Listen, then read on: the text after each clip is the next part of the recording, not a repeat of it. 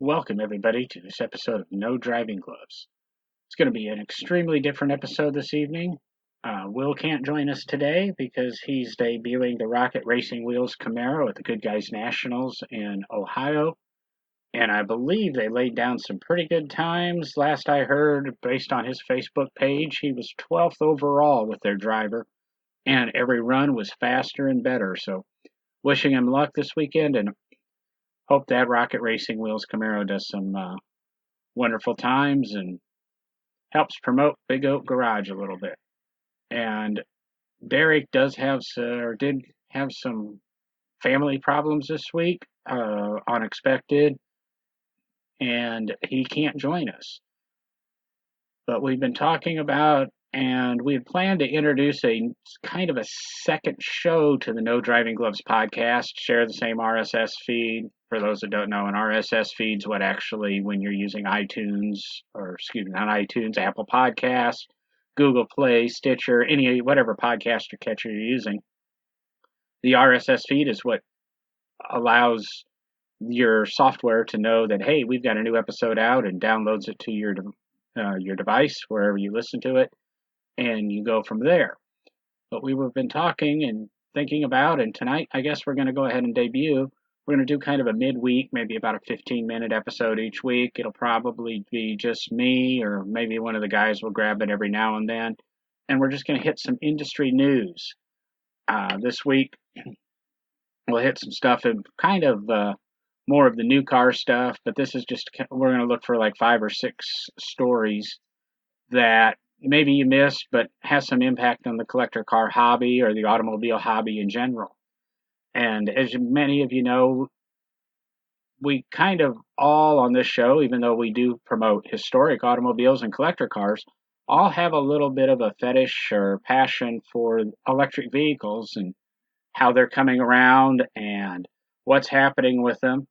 And Tesla had some great news this week that they had their first week. They produced over 7,000 cars, 5,000 of them being Model 3s, which if they can keep up those production numbers, the rumor is that the stock price should strengthen and it might actually make a viable company. I mean, there are rumors that Musk is sleeping at the factory every night on the production line, hands on, trying to make sure everything is taken care of. He obviously is helping other people because report I did read is that he took some SpaceX personnel and the Boring Company personnel, engineers, and sent a few of them over to help the unfortunate children that are trapped in the cave, trying to assist in their rescue. So he's still paying attention to the outside world, but Tesla's at the forefront of his mind.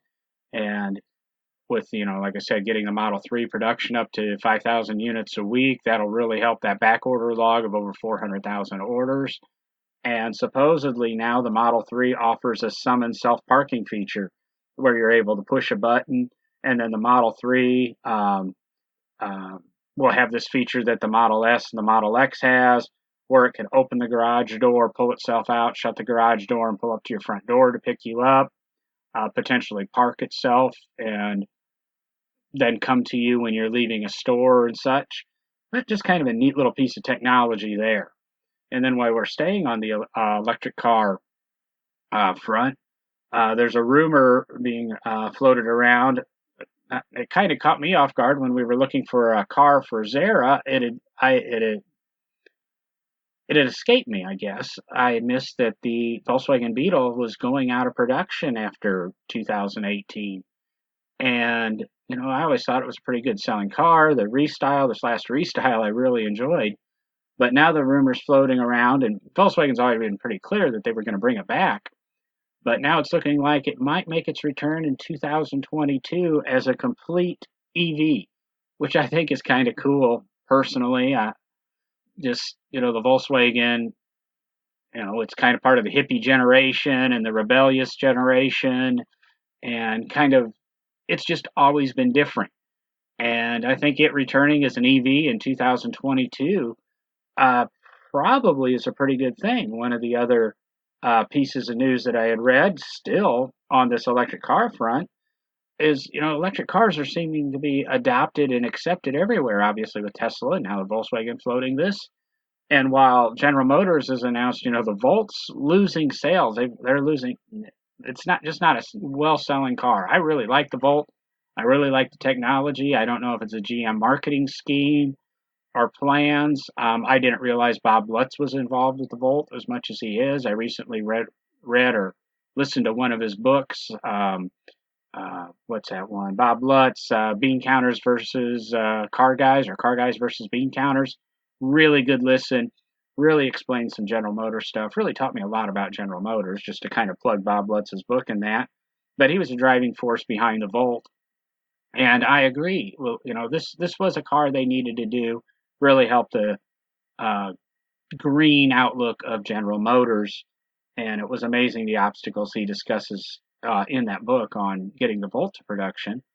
But what General Motors announced this week is the Bolt, the Bolt, not the Volt, B-O-L-T, is selling extremely well. The sales have leveled in the United States, but worldwide the sales are up.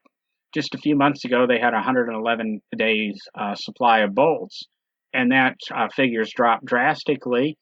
And they actually had to cut back production at the Bolt factory, but that was supposedly because the Aveo, which I believe the chassis are shared, I think it was the Aveo, whatever the small car, maybe it's a Spark. They had to reduce a shift for a few weeks at that factory. But the Bolt production has now been ordered to increase by 20% based on the worldwide sales. It could be interesting with the new tariffs and that coming into play, but this order just came down this week. So I guess General Motors has some really good outlook for the Bolt. And, the Bolts are reasonably priced, all electric car, 200 plus mile range, which is all any of us really need as a daily commuter and such. But there's a little piece of news, three pieces of electric car news right off. The one that I thought was cute and funny, and we forget in the United States that this is a car company anymore, and it was kind of a throwback to my high school days, is Suzuki has a new vehicle coming out. Unfortunately, it's not coming in the United States. My last experience with Suzuki was Swift GTI back in like 88 or 89, trying to buy it because I couldn't afford a CRX, and we all know I ended up with CRXs and stuff, and that's a whole different story. But that was a fun little car. But one day I did go test drive a Suzuki Samurai, and that was probably one of the most terrifying test drives I'd ever been on, excluding maybe a Bradley GT1 that I once test drove. And it's the only test drive I actually abandoned the car in a grocery store parking lot. Had a friend pick me up, drove back to the dealership, and said, "This is where you can find your car. I'm going home." Amazingly, they let me go home without bringing their car back. I thought that was kind of odd, but they really didn't have a choice. I was a little upset. But what I'm saying, Suzuki in 2019 is introducing another little stout 4x4. And while a lot of people will forget about the Samurai and joke about the Samurai, a lot of the off-road people love the Samurai. It's a very capable off-road vehicle. It's very small, very nimble, great approach and departure angles. And this new Jimmy seems to have the same thing with a little bit more safety. They're talking a 1.5 liter 100 horse motor, so I don't know what the Samurai specs are, but it kind of sounds anemic like the Samurai was. But this could be a fun little car. And one of the articles I was reading about it when I was trying to look into it a little bit more made a lot of sense to me, is that this could be a cool little car if somehow you could do a joint venture with, let's say, put a Fiat badge on it. It's a little boxy in that, but it's a kind of an iconic 4x4, a little retro in its styling, and it could almost slot really well into a Fiat dealership, and you get some Suzuki and Jeep cross engineering and their 4x4 technologies. It could be interesting. And then that kind of jumps into the next area of news that we're going is there was a rumor, which I read off the Glickenhaus's P4, P3, P4 competition Facebook page, which put a little bit of weight behind it, with Glickenhaus being the stockbroker, investment banker that he is, but that Hyundai was looking at taking over Fiat Chrysler of America, which would be an interesting merger. Hyundai is a massive company. I don't know how many car people realize how large Hyundai is. Of course, they own Kia, which some people know, some people don't. but they build semi-trailers, they build ocean liners, they build freight ships. They're just this massive conglomerate.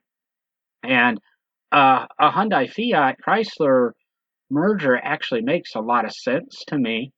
But as I said in a personal Facebook post, uh, Fiat seems to float these rumors all the time, kind of hunting for cash because there's, the rumors that Fiat's a little bit cash poor.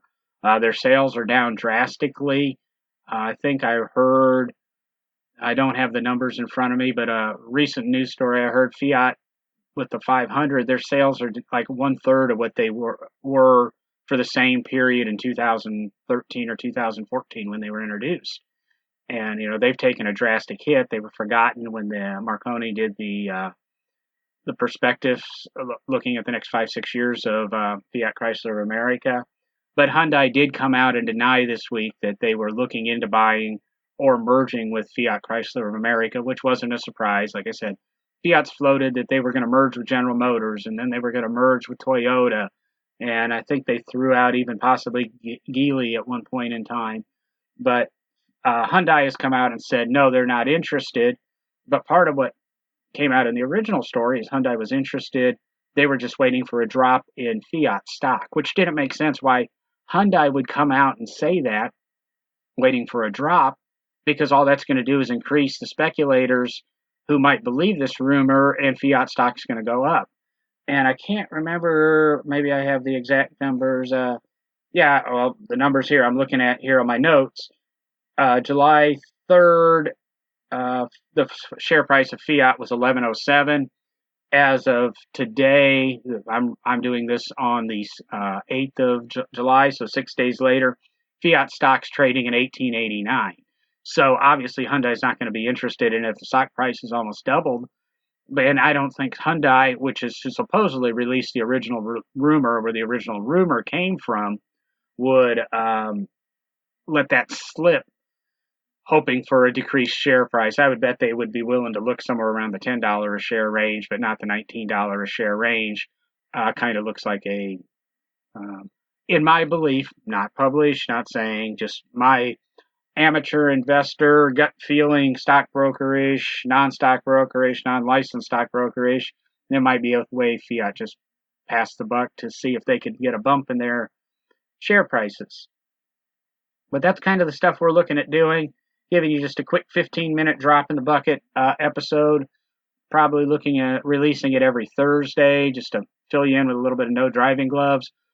Promise next week, the episode of this that you'll hear come Thursday, 3 or 4 days from now, well, depending when you're listening to this is going to replace the no driving glove episode you were hoping to hear from Will, Derek, and I, and possibly even Zara for this week.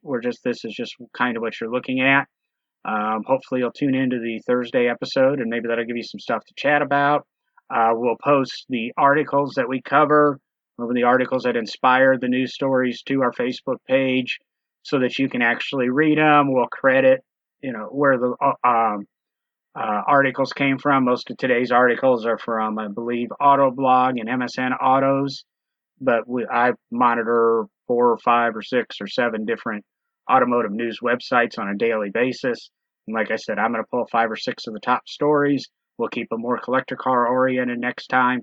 But hopefully this is something that helps you carry on some intelligent collector car conversations as you're going into your weekend cruises and that, and let you know what happens. But until then, I'm going to sign off for tonight. This is a quick little 14-minute episode this week.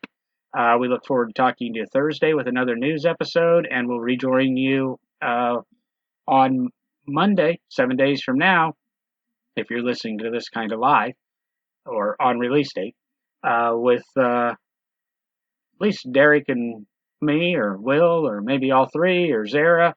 I'm not sure, but we'll have a little bit of an episode of No Driving Gloves for you then. Keep your questions and comments coming. We'd love to hear from you. But for that, good night, and I'm out of here.